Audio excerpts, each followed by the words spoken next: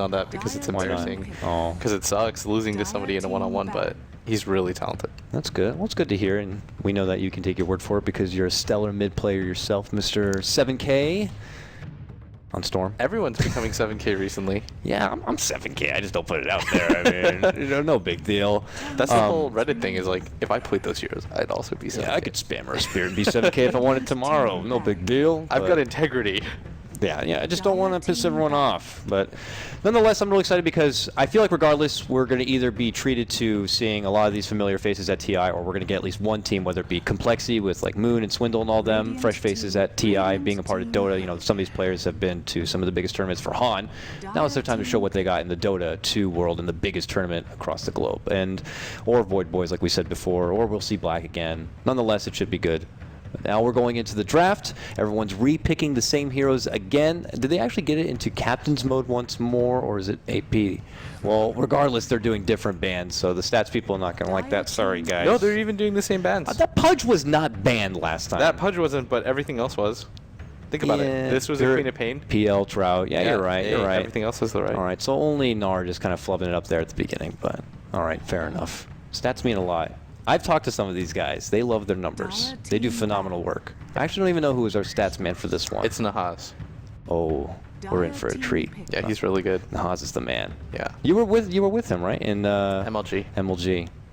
You know what I like about him? What? Is that I'll talk to him about Dota, and he seems just so interested. Genuine. Yeah, oh, man. He can't get enough of him. Like, he'll ask, like, okay, why do you think this matchup is the way it is in terms of, like, hero matchups? Mm-hmm. And I'll just kind of give him one or two word answers, you know, like, it's because of this and this. And he's like, and he just, like, kind of looks at you inquisitively, and you're like, oh, well, okay, then I guess I'll explain it in depth, because nobody really cares too much about, like, the nitty-gritty details, but he really wants to know, like, every little thing about it. You can tell he wants to soak it all in. He wants to know, he wants to learn. I'm kind of the same way. I want to make sure I take everything in, I can retain it a bit. That's why I write down my notes. Yeah, it could be easy enough to just go in there and copy-paste everything. You're too handsome for this kind of stuff. I know, I'm just the face after all, and I say a few Dota things, hopefully a funny wit and, you know, witty bit, and people will chuckle a bit, but I have you by my side to tell me all the smart things about Dota. Man, that was a really warm touch. You know, sometimes you'll get... It's because I'm sweating so much right now.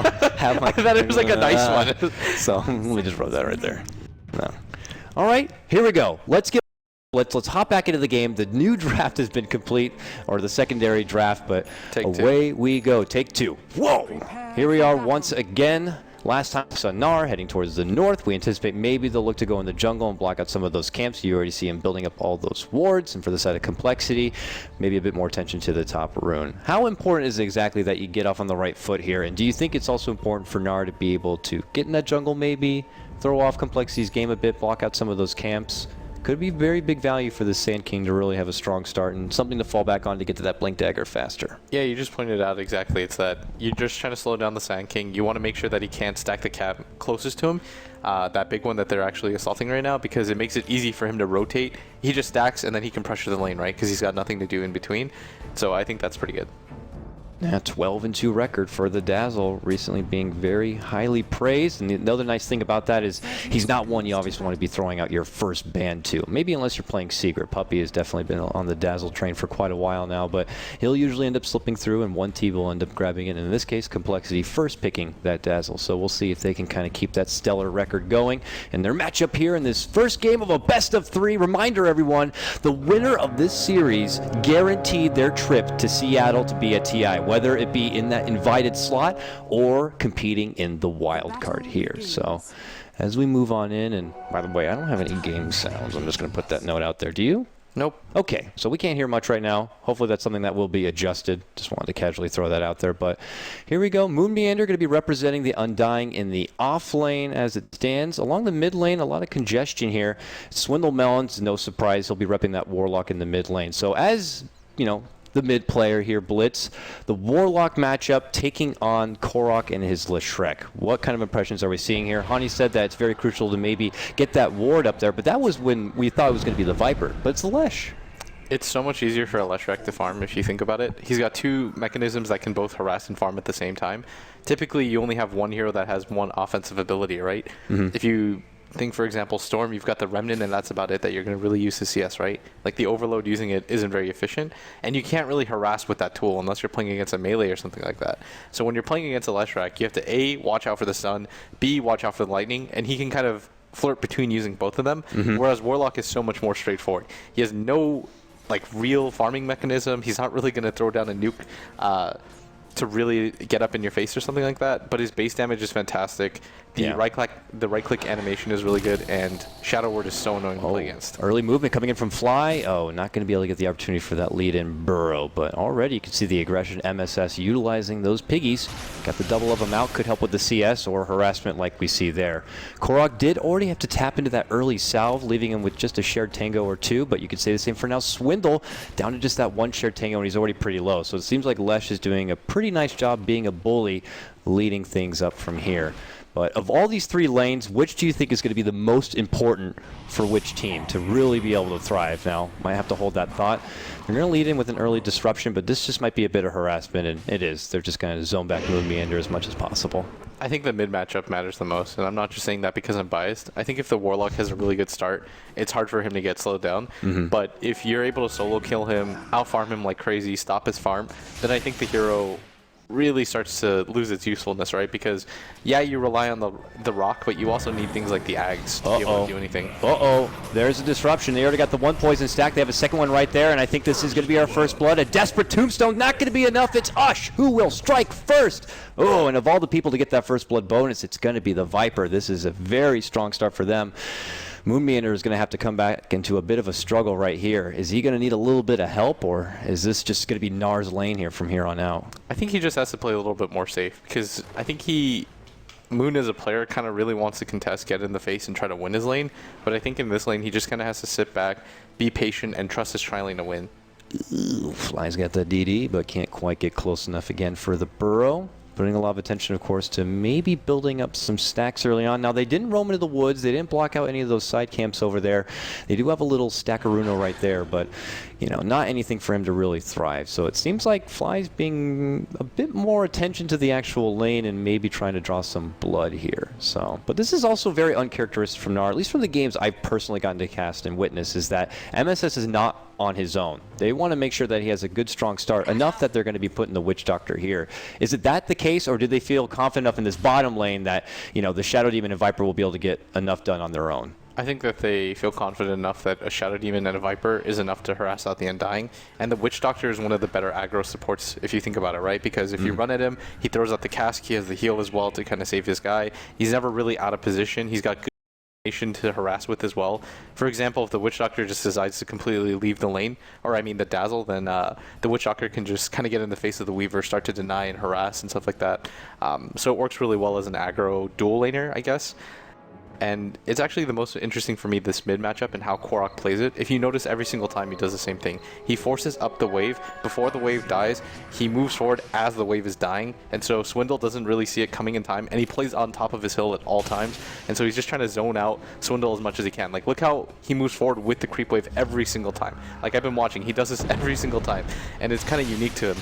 And look at him go. Continues that bit of harassment. Lands the stun. Another Lightning Storm is going to force out the heal from Swindle, taking down a good chunk of his mana. And if you didn't see it there, as long as NAR are able to get that first blood, they have a very impressive, I believe it was 9-1, 9-2 record. So based on stats, could be very good for him. We'll have to see. But let's look at the long term here, Blitz. And we go into late game, I can't help but feel like Complexity would have the edge with the Weaver. You look at NAR, it's a Viper and a Lesh, but then again, it's the new Lesh. Octarine Core, get him a Bloodstone, and he could be a big late game pony here. Oh, look at this. I think that NAR have the better late game lineup because Lesh and Viper, it's a dual core against essentially a single core. Fair enough. Oh, and in mid lane. The Rock is down, and they have Fly nearby with the Burrow. They need Looks to like get this kill right now. Korok This might is so be in big. trouble, and they will get that kill. Yeah. So, good setup with that first ultimate from Swindle. And you know how that was? It was because Korok, every single time when he pushes out the lane, he kills his way faster. He runs past the tower to chase the Warlock out of farm, and it's a good thing because if you look at the Warlock CS, it's 14. And if you're wondering why it's so low, it's because he forces out the wave, he pushes with his wave, and he's always on top of the hill, making him really susceptible to ganks. So what I was going to say is the Sand King should just rotate at level 4.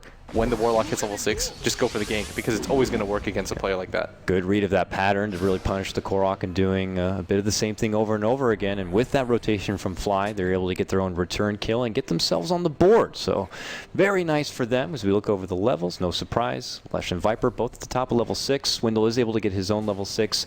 It's 5 minutes, about 6 minutes in. And even though Moon Meander was brought down once, he's still been able to string together enough XP to about to be his own level 6 as it is. So enough talk about level 6, as level 6 has come out for everyone right now. Are we going to see a bit more team fight action come out from one side or the other? I mean, though the Rock is already down now for Cole, but as NAR start getting things online, do you think they're going to get more action-packed and the rotations are going to come out, or are they going to be more driven to just take advantage of their lanes and continue to farm? I think NAR will go for more mid-game gank timings with a...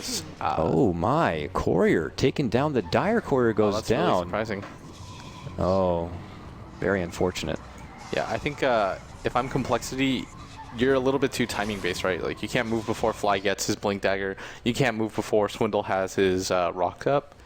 So I think that they're a little bit more static with how they're going to do things, whereas Na'Vi can kind of get aggressive on the map whenever they want. Like, they have a Shadow Demon plus a Leshrac. That's one of the more stable combos to be able to play with. And once Beastmaster gets his ultimate up, it's a really low cooldown. There's the stun, there's the lightning. Korok, even though he was brought down previously, is confident to know that the Rock's not quite there and he can continue to do what he's been doing up to this point and Look at him, get the hell back. He just forces in. He's even died once and he's still forcing past the creep wave because he's just trying to secure that the Warlock doesn't get CS. That too. he's just so swollen, he's a man. He's like, I don't care about that. It's not going to affect me in my game, so I'll go ahead and keep being assertive like I like to do. So all that meanwhile, though, that means that Fly continues to farm up in the nearby jungle. Not the highest net worth right now, but once he's able to get that Blink Dagger underway, that's when the action could really start here. I think they're trying to make a move again because they know that Korok plays back, or he plays up, and it's a level 3 stun, so they should be able to set this up. But bottom lane, early Viper Strike going to be going out on the Moon. He's going to try to go for the immediate TP, but that is going to be very unsuccessful. He ends up going down the second time this game, and this works out even the better. Again, it's Ush who picks up the kill, and he's king of the net worth right now because of it. Yeah, and I feel like Fly should have just tried to go for the wraparound on Korok if he was going to go for this, and Swindle's contesting this rune right now, but there's 2 heroes there this time.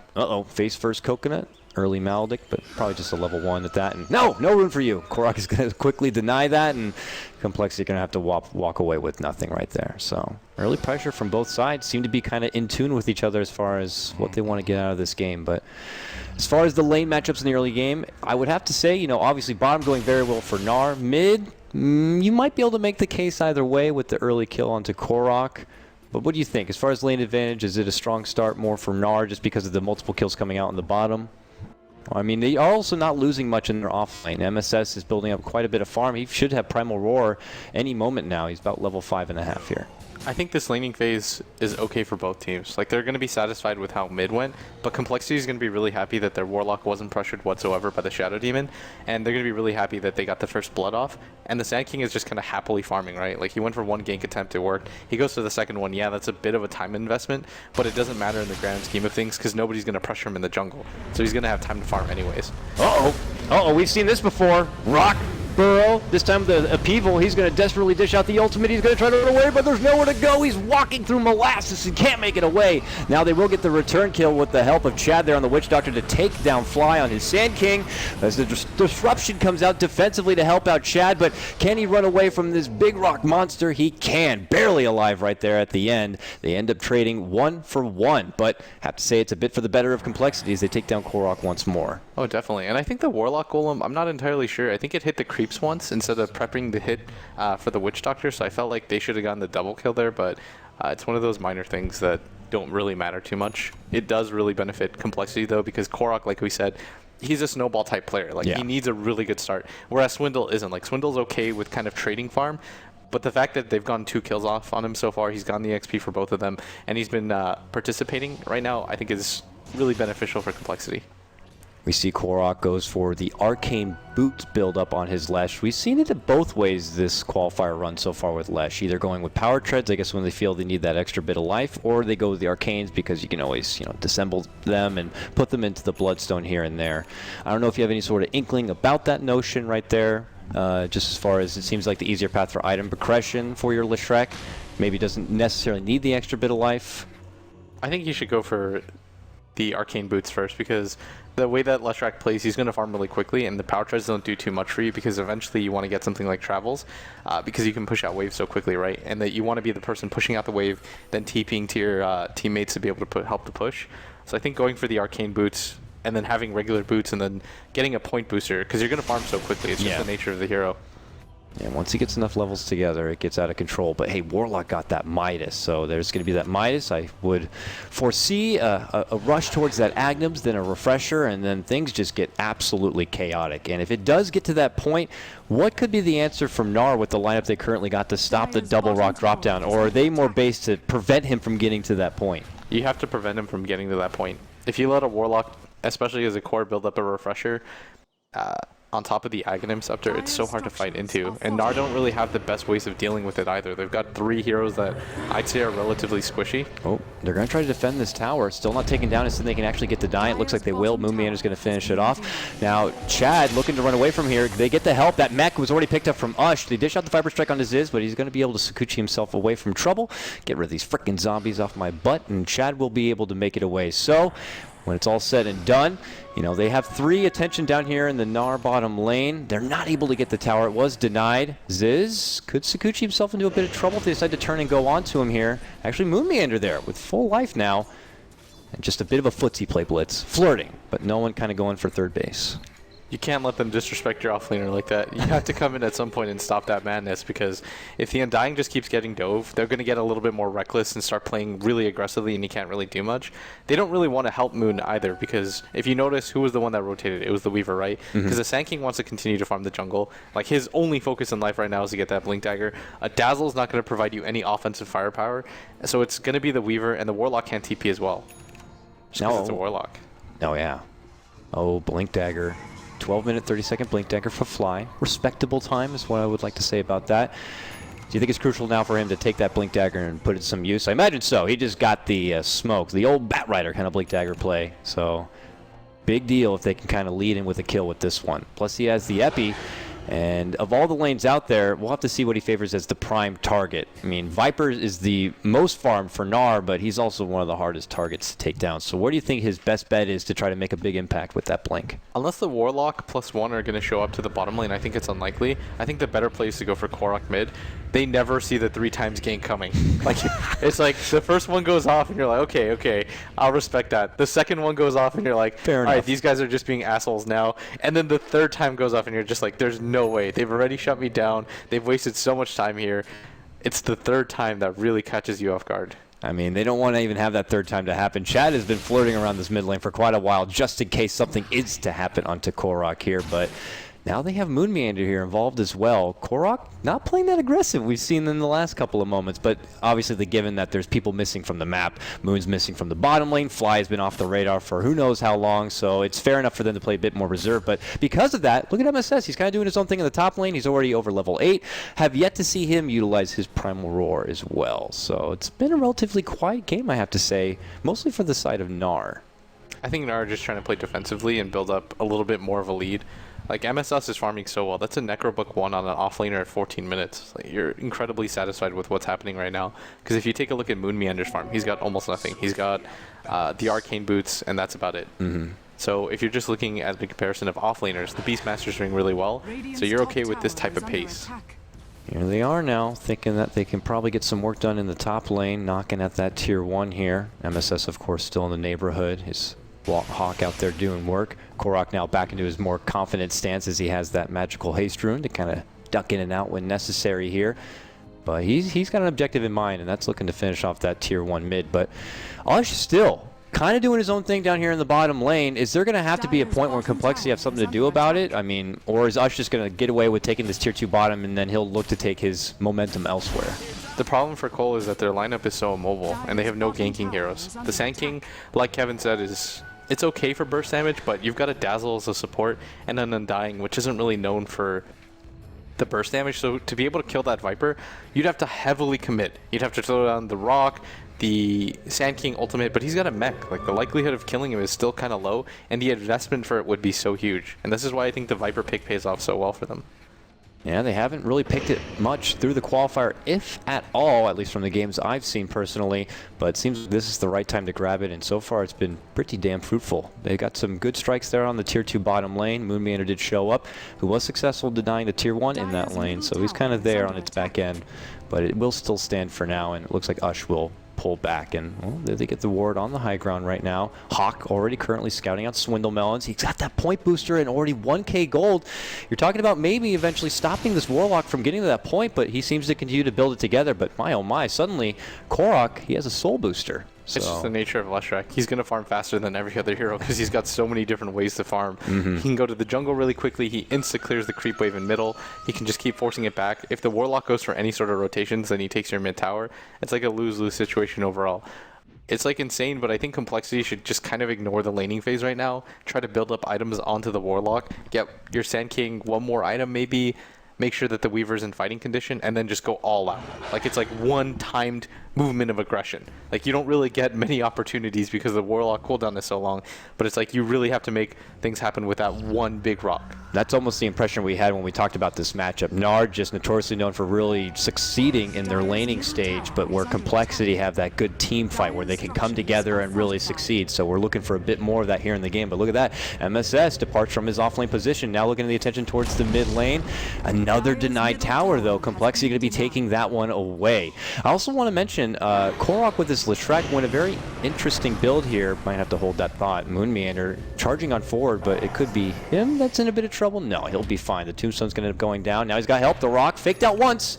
The vision, they can't quite see Fog. Fog going to go for the TP. Are they going to waste the rock to stop him? No, they won't. It's just a freaking little shadow demon, so they let him go back to the fountain and will make it away. But hey, they rotate a bunch of coal to the bottom lane. They don't get much, if anything, out of it at all. Korok continues to farm. Same with MSS and company. But as I say that, will the jump come out? Epicenter charging on up. They move in. Burrow does end up catching just the tip of it right there at the end. Big damage, but Korok again with another haste rune. Look at the sidestep right here. He's trying to juke and jive to make it away from this one. The bug scouting him out right here, but that little pony boy is way too fast, and sorry, Fly. Just you got a good gap closing, but not that fast a gap closing. So Korok is going to make it away with his life. Ooh, how heartbreaking is that for Complexity? It's pretty big because it kind of shows Na'Vi a lot of Complexity's hands. Like, Complexity's not going to use that ultimate on one of your supports, and that's like the saddest part is you see a 300 HP Shadow Demon start to TP away and you can't do anything about it. It kind of reveals that, okay, if you didn't know it before, Complexity's not going to try to fight you in the split push engagements. So I think what Na'Vi are going to go for are stuff like that. Moonmeander. They're going to dish out the Purge from Fog, but now Fog's going to get caught with the Burrow Strike right now. Weave is going to be flying out, same with the Tombstone. It looks like Na'Vi want to pull back into a different position, at least away from that Tombstone, but can they get out? The Rock going to be connects onto Upheaval there as well. A big Death Ward, however, on the return from Chad is going to stop them from moving on forward. They're going to eat a lot of this damage right here. Fly goes in, but he ends up going down. They're going to lose the one. Shadow Demon also going down in the mix, and now as they charge to the back, MSS is like, I got to get the hell out of here. He's going to make it out, but it's Swindle coming out with the killing spree right now. They clean house, but Korok, the king to stand on the end, dishing out all that huge damage, tries to make it to the end, but Ziz ends up taking him down. Swindle gets the double kill. It's absolute blood slaughter here in the Complexity jungle. It's a 4-for-3 trade. Whew, my goodness, that was quite dramatic. I'm really surprised, though, that NAR decided that they were going to get into that fight, because if you think about it, if they go for the split push, like one core hero goes to the bottom lane, it's the Viper, two go to the top, and then the supports are just free to stack or do whatever they want.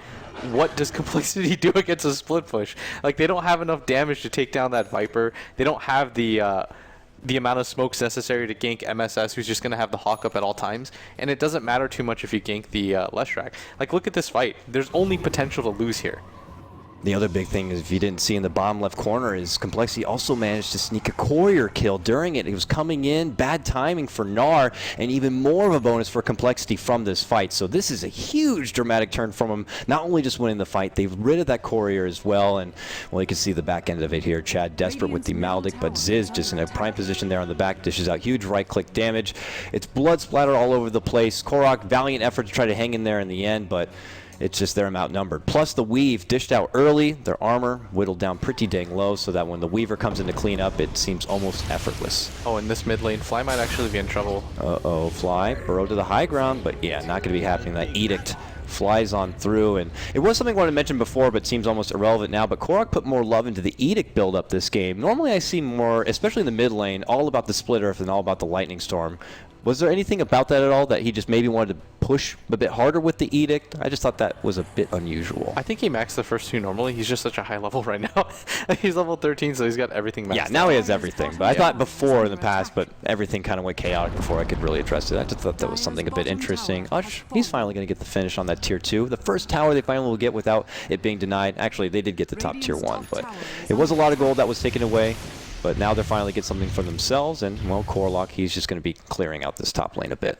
Look at that, though. Ush just kind of solo pushes a tier 2 tower at bottom, and they can do nothing about it. Like, they actually just have to watch as that happens. Even the supports in middle right now, that's 1,000 HP Fog with the cloak. You're not going to kill him with just one hero, and it's got to be Fly, but that's just not enough, I guess. Uh-oh, Korok needs some help. It comes in the form of both Chad and now MSS, but oh my, Korok actually killed him. Goes down, and there's the time lapse to make it away and make it a hit and run, but look who's also looking to get involved. Oh no, not going to be catching him out. All right, so now it's Complexity looking in a bit better form here and kind of forcing NAR to be spread apart in a bit of an awkward position. Yeah, and that's actually a really smart decision by Ziz to go for the Deso. I think it's kind of a go for broke play. We need damage over anything, and the positioning game is so strong for the Weaver this game because there's not a whole lot of single target lockdowns. There is the Beastmaster, but you can play around that if he doesn't have a Blink Dagger or something like that by just running away whenever he tries to gap close on you. Mechanical question, everyone. Demonic Purge working on the Golem. Is it going to do significant damage? I know it's not an auto kill like it used to be back way in the Dota 1 days, but is it what is it? Is it like 1,000 damage? I'm not too sure. Everyone here is not really too sure, apparently. I want to say it does significant damage. I think it's just the base. I don't think it does extra. It doesn't do any extra? Okay. Then that would be really weird. I'm thinking back to the olden days then. I will tell you, though, the Purge does wipe out a courier in one shot, so it's a fun little fruit fact right there. Now, Complexity, moving on in. It's going to go ahead and whittle down the tier 1 as much as possible. Look at this. Fly going to be able to catch out Ush on the high ground. This is Viper on the run. Yep, and they got the target. Crosshairs loaded right now, and now Ush trying to make it away, but the upheaval forcing him to move oh so slow. Mech is not going to be enough to save him. Ziz now on a killing spree, and he's looking for more. Oh, Fly going to be coming up short with the burrow. Goes right into the Sandstorm Fog. Going to make it out from additional trouble, but Complexity continue to assert their dominance. You can see double trouble coming out from Swindle as he does have that Agnums and Midas pairing, plus a lot of gold on top of that, and they're going to continue this momentum down towards the tier 2. The problem right now for NAR is that they haven't killed the Warlock whatsoever. He's been able to snowball really hard in every single fight so far and in all the engagements. He just kind of sits in the back casting the upheaval. He doesn't die. Korok's in trouble. He might be caught out. Defensive disruption might only delay the inevitable. He's going to get some extra ticks off with the ultimate. Chad getting down to pretty decent death ward right this here. Actually goes down. But they do manage to take down the Weaver. And now it's a self-dazzle Shallow Grave to make it away from this one. And Fogged, he gets dropped. MSS finally unleashes his primal roar, but it might be just trying to save his ally, which is not going to be happening. He himself, very wounded, has to make it back. Ush, right back into the action here. Viper Strike is going to make it go onto Ziz, but he gets the heal coming out from Moon. That tier 2 finally goes down, but it still ends up being a 3-for-1 trade. So though NAR very, very benefit in their laning stage, we're starting to see as the team fights erupt, it continues to be Complexity one after the other. Yeah, I thought Ziz was going to go down, but the time lapse is so strong. It's hard to just kind of focus him down in these chaotic team fights where you've got the Warlock Golems going off. And I mean, this is the perfect scenario for Complexity. To be able to use the Rock to get a gank off and then push for a tower immediately after. That's your exact game plan. And I feel like NAR are kind of feeding into it as they're presenting opportunities for Swindle to drop down the Rock. Like, he's looking for 1 or 2 heroes. He's going to drop it every single time if they're near a tower. Because you don't want to just drop it on top of a tower. It's kind of a little bit underwhelming at that point. If you can find an opportunity to drop it near a tower onto someone, then you're golden here. And, well, look at that. Undying. The newest shoes on the block in the Dota world. The Greaves going to be picked up for him. A solid grab for this hero. There's a few strong candidates out there for the new pair of shoes. You got your Huskar, you got your maybe even occasional Dazzle every once in a while, but Undying, I think he benefits a lot from this. Going to be a big impact for his team. They're clearly starting to work with, I don't know if I would identify it as a full death ball, but they're definitely trying to 4 or 5 man down these lanes, and those Greaves could really shine. And now NAR, maybe a behind the back play here. They sneak into the Roche pit, and they succeed in taking it down. Good grab for them, and it's going to be Korok who picks up the Aegis on his Lesh. That was absolutely crucial, because I feel like if Complexity gets that Roshan, they get a refresher on the Warlock, and then they give the Aegis to the Weaver, and they're unstoppable. Yeah. Like, I feel like the game just ends there. You can't really come back from that, because if you get racks in the mid lane, then they just have to start throwing down double rocks every single time it's up in the bottom lane until you take 2 sets of racks, and then the gold lead from there is a little bit too insurmountable. I think that what NAR have to do is try to look for pickoffs or try to engage before the Warlock can get the double refresher rock off. But I mean, it's going to be difficult as Warlock is level 16 right now. He's quite close to the refresher on top of that. Like, they have to engage before the towers hit. Oh, they might find MSS here. It looks like they will. They move in. Tombstone going to be dropped. The Weave already out. He's just going to go for a Hail Mary of a TP, but oh, not happening. He gets slaughtered straight out. And it's going to be Zfreak who picks up the kill. This is unfortunate now for NAR getting caught out of position, but very nice for Cole. They're going to take that, move right to the bottom, and clear out a fancy little tier 1 here. Leading at your net worth topper, it's now Swindle on that Warlock. He's going to continue to inch closer to that refresher, and things are going to be a bit of a problem here. I'm really a big fan of the way that Korok is playing this Lesh, though. He's just trying to get as tanky as possible, so he's in the middle of the team fight, kind of soaking up all the damage, getting in the way of everybody. I think this is the correct way to play this game, especially. You want to create a buffer between you and the rest of your team. Like, you want the Viper to be able to survive. You want the Witch Doctor, who's gotten, like, godly death wards off every single engagement so far. You want that to last as long as possible, and that's the only real way that you're going to get into an engagement. The problem, though, is look at this bottom tier push. You've got a Deso on the Weaver. You've got 2 rocks available for you.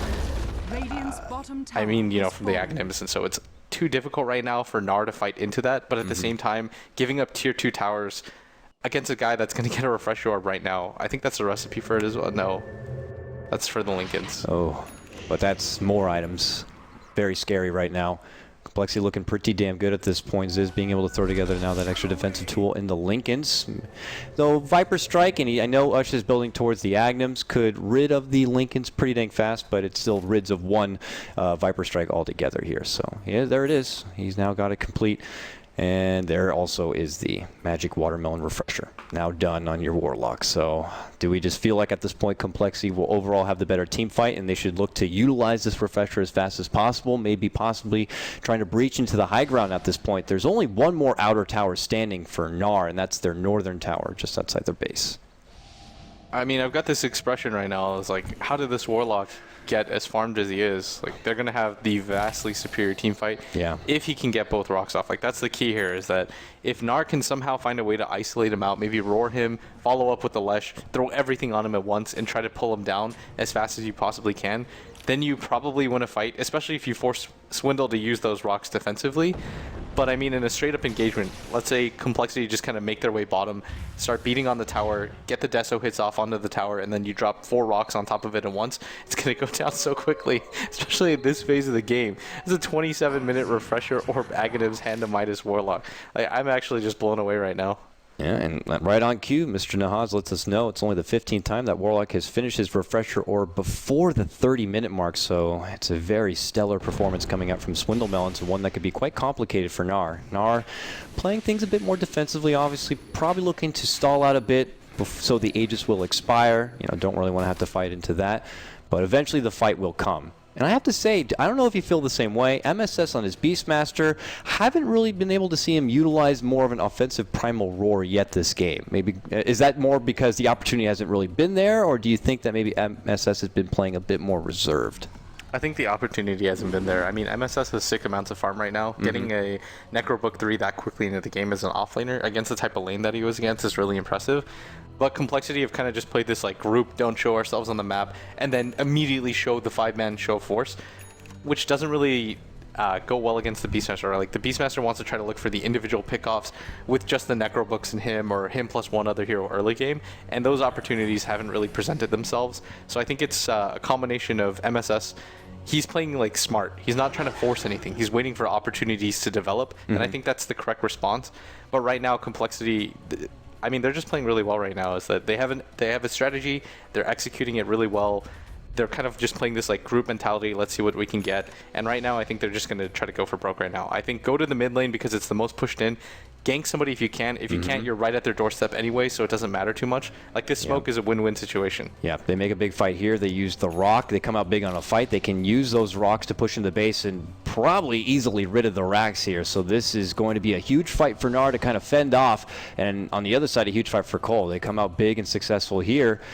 You know, they could end up taking this game number 1. But for now, the opportunity not there. NAR playing a bit more reserved. You see Fog back in the middle of the base, just kind of waiting out. They know a lot are missing from the map. They have a decent spread of wards out there to kind of see where the heck, you know, the complexity actually are. They didn't have direct vision of the smoke itself, but you can kind of do the math that by deduction, something fishy's happening right now. Yeah, they have to know that complexity after this timing, they're just going to go all out for it because they're not really waiting on anything else. It's not like the Weaver will get a BKB.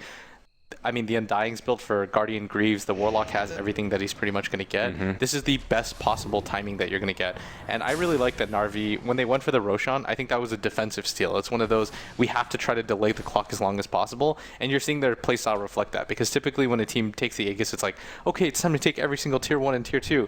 But that's not the case at all. They're like, okay, we have the Aegis now. Let's just use this as a defensive tool. Hopefully they fight into a 6v5. That would be the best possible case.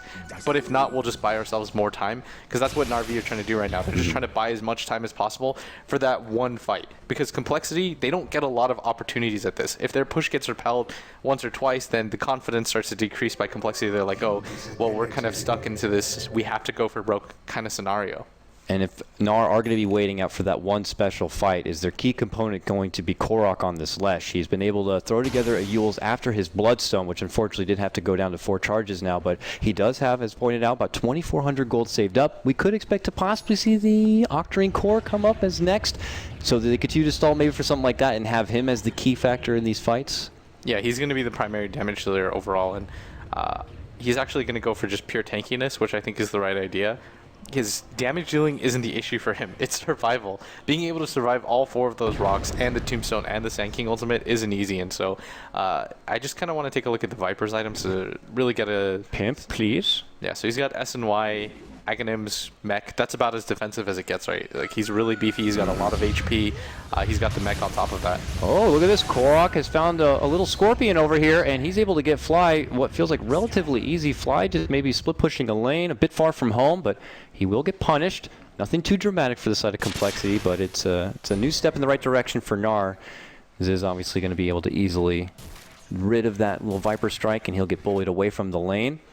But NAR in a more comfortable spot, it feels like here, just based on their body language, I guess you could say. Yeah, for sure. And anytime you get a pick off like that, Coddle Guy, it just extends the timer even more for you. Like, you're just trying to wait things out for as long as you possibly can. And so that's reflected of that, right? NAR are taking chances. They're pushing up the lanes as much as they can, so that complexity doesn't have that opportunity to just go for that one push into the yank, into the double rock where we just managed to take racks off of them. Like, it's delay, delay, delay. Look for whatever single pickoffs they can, get out, push out the lanes, and then just reset the timer for as long as you can. I can't help but feel like that this might just have to come down to one epic Armageddon of a fight. I mean, it's either going to be a big one for complexity where they get the most and their double rocks come out and then they take over the base, or they come up short, they're stuck without their big bread and butter of an ultimate, and it's going to be NAR who continue to push on, because NAR are not as based around their big ultimates. They have Viper Strike, which is continuous. Obviously, Lesh doesn't have to worry about cooldowns too much. Primal Roar has got a relatively short cooldown, but whereas complexity are more built around this Warlock and when the big fight does break out. So I feel like it's going to be possibly that one and done, if anything. Possibly, could end up being a big fight, moving to Roche, a little bit of period there, but oh man. More tools start coming together here for NAR, though, as you see. Chad's going to be able to get that Aghanim Scepter on his Witch Doctor. And is it a level 3 Death Ward right now? It is not yet. Only level 11, actually, so he's got a little ways to go, but hey, at least the spread's going to be there. Yeah, that's the thing that they're waiting for, right? Is that you just need to get as much farm as you can, and the Witch Doctor getting an Aghanim is actually so huge. If he can get, what he should wait for, I think, is wait in the back for as long as you can, pop the heal in case your teammates need heals, and then just wait, delay, delay, delay, wait for the 2 rocks to come down, and then go for that big ultimate, because it's the main thing that's going to save them at this point. Magic Cape, take me away! Fog makes it back to base with the help of that Glimmer Cape. No problem right there. Roche is back, everyone, so, time to beat his ass. Isn't that so scary and depressing? I always say this. Yeah, villagers just show up, loot you. It's like, you're just like, I'm back. My home, my tiny apartment's great. kick his ass. Have you ever seen 50 First Dates? It reminds Yes. me of that. It's like he wakes up, he has no memory of what just happened, and he's like, you know what? Today's a new day. He's like, it's New Year's. The sun is shining. I'm gonna start everything is working out again. Like, Ah. and then he just gets the crap kicked out of him. Like, Hey, the friends. moment he lives. Yeah. Hey, no, not my precious Aegis. It was an heirloom handed down from my grandfather, Roshan. Oh, well, no, sorry, buddy. Roche is the tragic figure in all of Dota. It really is, man. No one gets their ass beat more than this guy right here. So with that, he is back up and ready. No team really kind of circling the pit yet. Obviously, the vision advantage could be on the side of NAR with the benefit of the Hawk. And, well, just as I finished talking about it, it looks like NAR going to be the one to go in there and, well, whoop them down. Do they have the luxury of doing it, though? It's very scary to do against a team like Complexity. That's a very congested area for a team that has, well, the rocks. That's how they want to fight. They just want to throw down Dwayne Johnson twice in a row and Nice. hopefully win the fight. Like, that's The people's elbow. yeah.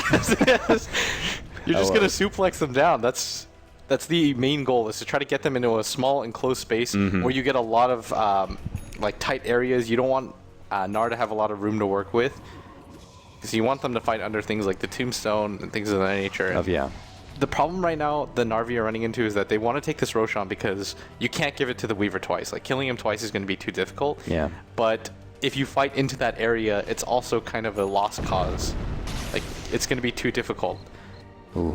Solid pick up the hood coming out from Moon. He's looking to press forward to the pipe, which has been buffed not that long ago here. An item that people regularly forget, you know, maybe just trying to stay free and stay clean, but could be very utilized here when you're going against this Slash. You're going against this big magic potential.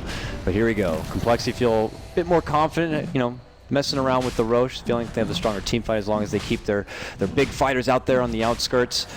And they're just going to inch it down. And it looks like the Weaver is going to be picking it up. There it is. Uh-oh. So now, what do we look for them to do? Are they going to do a bit of a rinse and repeat, stalling things out a bit, hoping that the Aegis will eventually expire? Or is there going to have to be a point where maybe Complexity just decide to get the most out of this Aegis, push on down, and NAR just got to fight in the high ground? I think you all in if you're Complexity right now. You just saw the Beastmaster Roar used. I think the Sand King has his ultimate up as well. Like, there's not anything that you really are waiting for at this point. Like, that was the best possible scenario. The Beastmaster just used his Roar mid. You know it's down for about 65, 60 more seconds. By the time you actually get to the base, it'll be like, oh, it's actually, my sense of time is really off. It's okay, man. At earliest, it's like 20 seconds by the time it comes out, so you have a bit of a window, but it looks like the Warlock actually went back. Does he have travels at least? Is this why he's doing this? Yeah. Well, he has lots of money. Yeah, he just purchased the travel. He's Actually, just almost off enough the for book. bots, too, if he wants to go real crazy with the shoes. We'll have to see. But for now, they step back. So not quite that all-in push yet for Complexity, at least not until they have everyone together. But they know that they're split apart, so they were really hunting on forward to hope to get a pick off there. But it's not going to come too easy, though they'll take out a couple of wards along the way. Uh-oh. Okay. Bird scouting out in the forefront. Gets going to get decayed. A lot of bird hate. But here's Swindle back into the action right here. NAR could be caught grouped up here if not careful.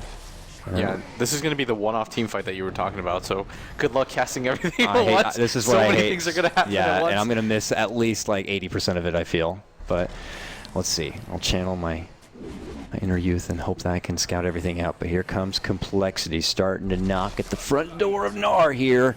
Are they going to be knocking with some rocks? Or are they going to try to slow siege this in hopes that maybe NAR will be out of position? To the benefit of NAR, though, you can already see it now.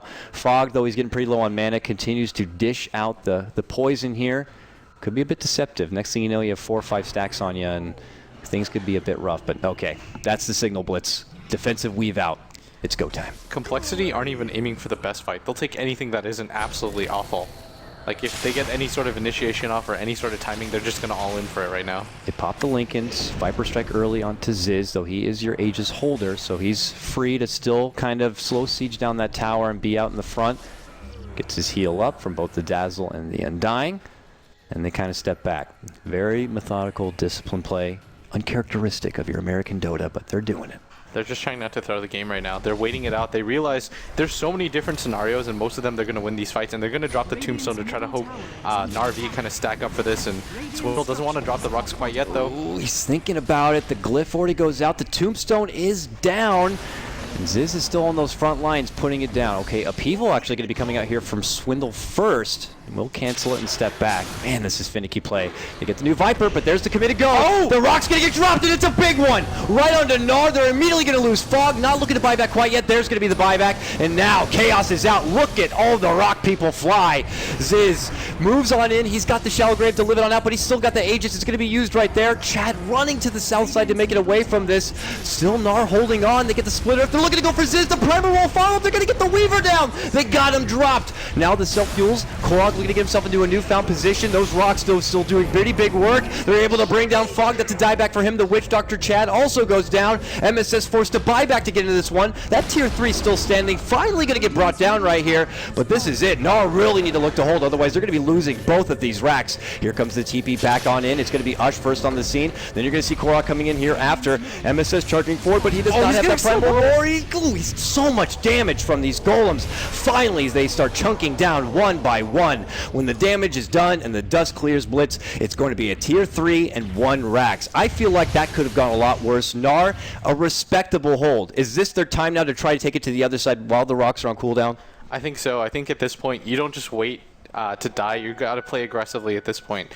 Go all in for it. At least try to take some towers down during this time period, because you know everything from Complexity's down. The buyback on the Weaver's down. They don't have the Warlock ultimate or the Refresher up. If there's any time period for them to kind of go for broke, it's now. Because if they just keep playing the defensive game, Dakota, they're going to sit in their base, wait to die. If one fight goes wrong, then they get mega creeped instantly. Like, you have to play proactively if you want to win this game. Warlock quickly goes to the library and picks up the good book. Right to level 3 with it. They got a big chunk of money after taking down that Rax, but here comes NAR back the other way now. Dish out the early tombstone here. It's going to help him zone him back a bit. Going to throw out the cask. Only going to be spread between the two. Moon's going to pop out his ultimate right here and go into his final form, but NAR is still looking to hold here for now. And they're looking to stay committed, take advantage of this opportunity while the Warlock ult is still down and on cooldown, though how much longer could it be? Death Ward is up, however. And here they go. They would love to at least get their own even trade if possible. Moon with that pipe, going to pipe it up right now. Fly gets his own Lincolns, so they consider having him lead in. They will. Burrow Strike is going to be catching on Ush. But Ush is getting healed up now. Voodoo Restoration, their own fair heals are here. This is just such disciplined play for both sides. They do not want to look to overthrow. Complexity dropped this fight, then all that effort down the mid lane is pretty much going to be turned to a wash. If more of an advantage for NAR. If NAR drop it at this point, then, well, that just doesn't look good. If you're not able to get things done while both Rocks are out, then things are going to be pretty damn grim. Another tombstone dropped. They continue to inch in and out here, just looking to wait for it to expire. But ultimately, Blitz, it looks like they're not going to be able to get as much as they'd like, and we still have a good chunk of time before Roche will even be back. I think Na'Vi are actually going to be super happy with how things went, because they only lost one melee Rax in the tier 3 tower. They didn't have to invest too much into buybacks or anything like that. I know MSS came in, and but they were able to repel. They forced the buyback onto the Weaver. He also died in the middle of that fight by a great ward by MSS. He was so patient with that and waited for the Lincolns to pop and the Aegis to pop, and so I think you're relatively happy if you're Na'Vi, because I felt like things were going to go even worse than that, right? Like, they dropped the tombstone, they get a 4-man double rock off, like, things could have been disastrous, but the fact that they managed to hold in that type of scenario is going to be really happy. Now it's more NAR going right back into their farming groove, trying to itemize, get those extra bit of defensive tools or offensive tools necessary to probably thwart off the inevitable next push of Complexity with the new double people elbow right there. So we'll have to see. And it looks like Ush this time has his AC ready to go. Korok obviously had Shivas, but he's looking to get that Octarine Core now. Already has the Soul Booster done. That would be a nice, fruitful grab for him. Getting all that extra magic spell. Life Leech, more life, of course. The cooldown's all reduced for at least his Split Earth and his Lightning. And we'll have to see if it's going to be enough. This could be another calm before the storm Blitz, but hey, I was wrong. It's not going to be that one and done. We'll get two and done, maybe. Because I think Complexity were, as much as Na'Vi were happy about it, I think Complexity were a little bit disappointed. They figured they would just kind of stomp that fight, go on and win the game, but it was a little bit weaker than they thought it would be, and that's got to be a little bit demoralizing, but they still have opportunities. I mean, they did take Rax at the end of the day. You just kind of hope for a little bit more than that. Like, you want a little bit more of a dominant fight, or you would have liked to take both sets of Rax if you could. Here comes Cole, smoked up and on the move. Just before 44-20. How ironic is that? Now they look to move on down here. Couldn't let that one slide without a giggle. But It looks like they're not going to be finding anyone out here on the side. Nice. And, well, oh, wow, they're committing a lot. There's no one down there right here. I guess they just anticipated that maybe someone from the NAR side was kind of hiding out in that corner, but nope. Back and forth we go. Cole working at the bottom. NAR on the other side of the globe, looking to kind of split push out a bit towards their own side here. I mean, I'm just not anticipating NAR look to go on the offensive at all to try to make their own push happen. Certainly not while Complexity have the double rock, or will they use that as maybe an element of surprise, making their own offensive push while no one has an Aegis? Honestly, I think that Cole need the Aegis to fight. The Weaver goes down too easily. There's too many things that can break his linkage, right? You just throw down the Lightning Storm and then, or you trick him with the Viper Strike and he's like, okay, well I blocked that, and then all of a sudden you get Beastmaster Roar. And Na'Vi, they do have enough damage to take him down. You can just target him with the Death Ward during that time period. It's long enough. I think for Complexity, you've got like 3 or 4 more pushes in you, so you're not really too worried about anything. The key is just to not get rebuttal killed, right? And they were able to hold that one time. It's like both the rocks were down, and yet Na'Vi weren't able to take anything. That's best possible case scenario. You just want as many opportunities as you can to push the base. And Korok clearing out the wave here. Just minor damage on that tier 3, and as Nahas pointed out, Complexity side, they have a bit more on the side of their supports and their backstaff. You see Fly's almost getting towards that 10k net worth mark, and then you look over on the side of NAR and you still have Fogged trying to scrape together what he can, you know, still kind of just working with that Glimmer Cape here.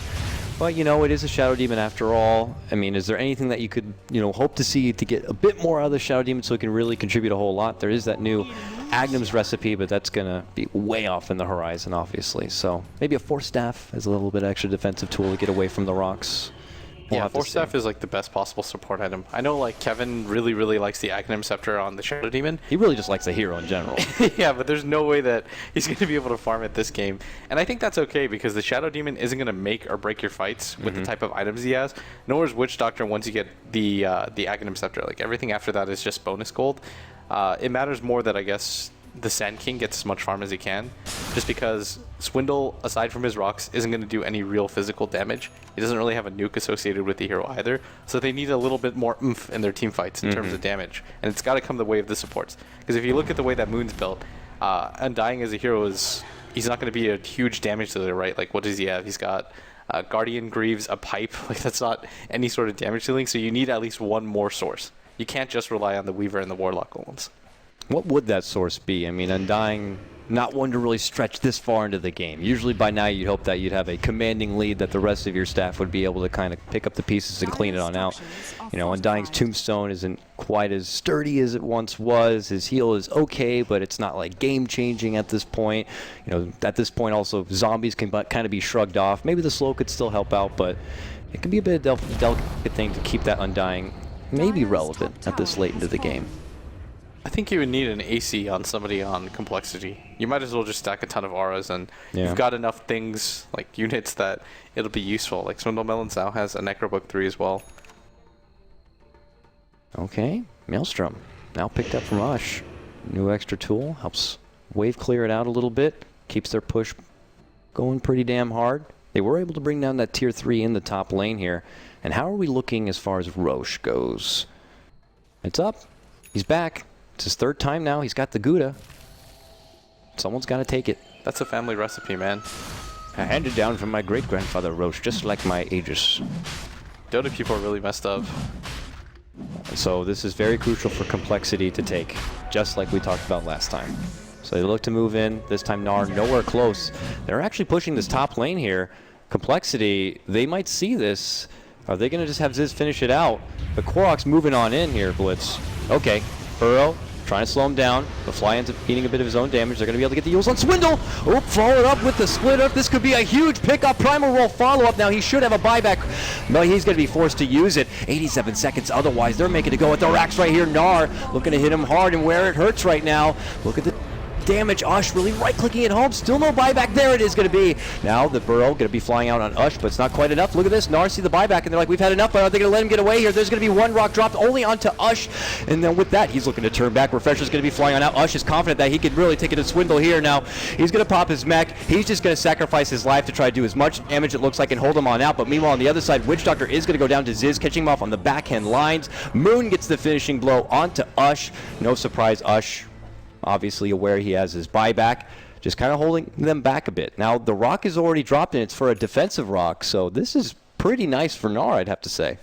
The Warlock also uses Refresher. I think they're just going to go ham for this like they have to. I think they march down the mid lane. They've got an Aegis and the cheese. Their opportunities are kind of getting a little bit diminished with how things are going so far. And that's what I was talking about. If you can force the Warlock to be in a defensive position, use his rocks, it doesn't mean as much. Because there's no way that the rocks are going to be able to travel all the way from that top area into the mid or anything like that. Oh boy. Top lane goes down on Cole. Flash is trying to cancel TPs. Yep. And look at this. They're going right for the jugular here, Blitz. Swindle going right for those tier 4s. Usher's going to show up here. That buyback coming out, and he's trying to stop them. Oh, Viper Strike onto Moon. The Glyph is going to be here. Fog now shows up, getting off the early poison. Fly up in arms of Korok. Korok's not going to be able to make it back. He has no TP and no way to make it home. This is Complexity's chance to try to round out this game if possible. One tier 4 about to drop right here. Ush moving in, gets off the secondary Viper Strike. Ziz going to be healed up now from Moon Meander, but they're already going to town. The second tier 4 to drop here momentarily, but there we go. Primal Roar to fly out here on Swindle. Swindle going to be saved with the Grave. That Death Ward, though, continues to do out the damage, but they're going to stop it with the rock drop right now, and the cheese going to be popped. Swindle still holding on. Here comes an Epi from Fly to save him on out. Can they stop the Beastmaster? They can. He goes down. Now Korok makes it back into his base, but he's welcomed with a stun, dishing out that continuous damage, but he's eating way too much himself. Desperate, throws up his own Yules, trying to make it back in a way, but can he make it out alive? The Burrow's going to be there from Fly. He goes down.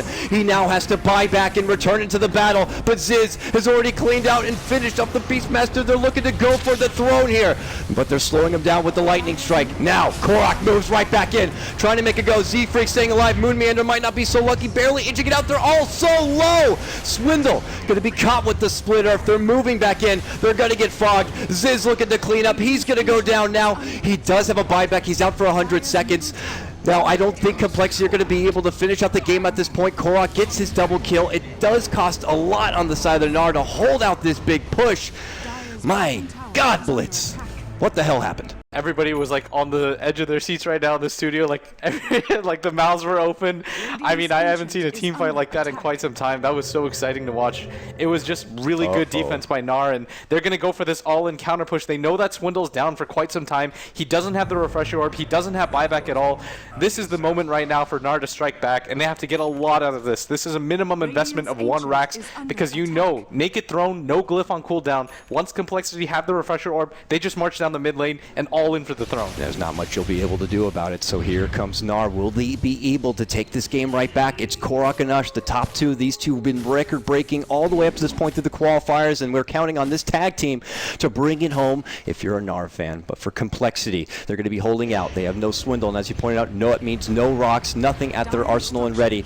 They're going to do the preemptive Grave, and also there's going to be the Weave. Korok, oh man, you can already see the damage going to be built up. A Primal Roar going to catch out Ziz. He tried to charge on forward. The Grave going to be there to save him on out. Plus, they'll have the heal coming out from Moon. Now he's able to step back. Time lapse going to be used. Epicenter charge on forward. Big damage onto Korok. He needs some help. He's going to get Yules up. Blade Mill reflecting a bit of the damage, but they can't stop it. Korok is out. Almost 80 seconds. He has no buyback. It looks like NAR not going to be able to do it. They can't quite get into the base. It's only Ush now in this top lane. He might be able to get Complexity to pull back and stall out before they push on forward. Because Korok does have that Bloodstone, he's going to be back in just a minute time, so could be there for the next big push of Complexity, but that is very heartbreaking if you're on the side of NAR, not being able to really get into that base and do a lot of work.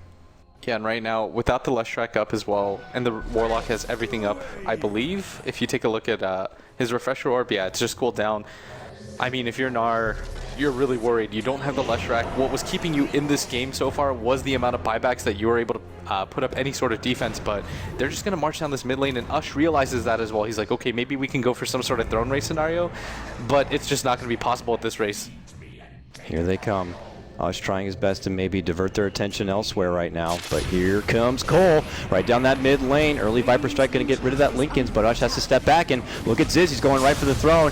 Now they're able to dish out the Primal Roar, but it doesn't stop Ziz. Ziz has one thing in mind, and that's finishing this game. Here comes Swindle with the rock drop onto Ush. The secondary one off to the right-hand side for Chad as he tries to get off the Death Ward, but it's going to be canceled, and it looks like Complexity are going to be taking game number 1 against NAR in this best of 3. What a play from them. Yeah, this was one of the most fun games I've been able to watch. Like, I was stuttering over myself trying to get out everything that I wanted to. I mean, there's just so much going on in every single fight, and for Complexity to be able to win that, there were time periods where I was like, okay, they've just lost the game. Like